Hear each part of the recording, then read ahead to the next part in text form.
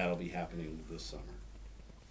I have to But say, you've also been fighting, what, 10, 12, 14 years to upgrade to something like that? yeah, it takes you a while. You get what you can afford.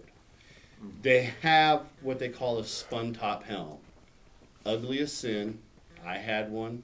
In fact, some of the beginners down in my old group are wearing it to this day. I'm still using a spun top. Yeah. Over 15 years. Yeah. Good helmet, solid helmet, cheap. You could get one that's mild steel for $75. Or you can go on eBay and get them really cheap.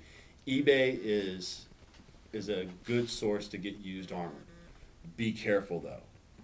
If you're not sure about it, have somebody who's been fighting a while come and look at it. You want to get as much information as you can out of it. You don't want to fight anything on your head less than 16 gauge. Well, you can't fight anything on your head less than 16 gauge. I think 16 gauge was legal for heads. It is. It's the bare It's minimum. the bare minimum. It's the bare minimum, and you should have at least 14 gauge You in should. some fashion on the dome. You can still get by with 16 gauge on the lower sides near the neck because it's generally not hit as often, but the crown of the helmet should be a minimum of Yeah. 14 gauge.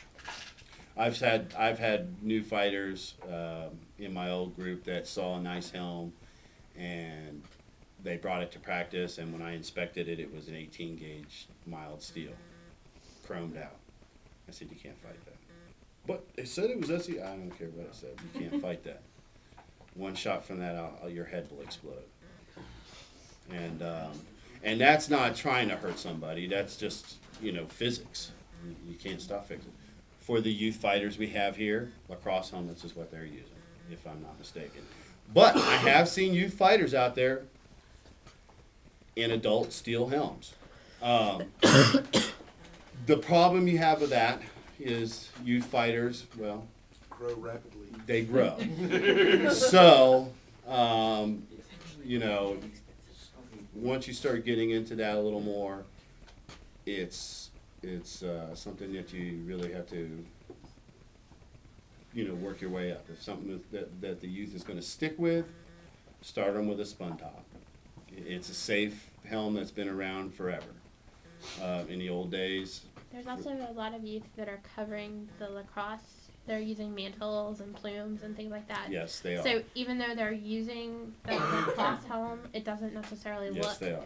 like the bright white lacrosse helmet Yes. because they're putting like a mantling on it and feathers and all sorts of stuff That's to the cover good it. thing about most anything. You can cover it and make it look nice.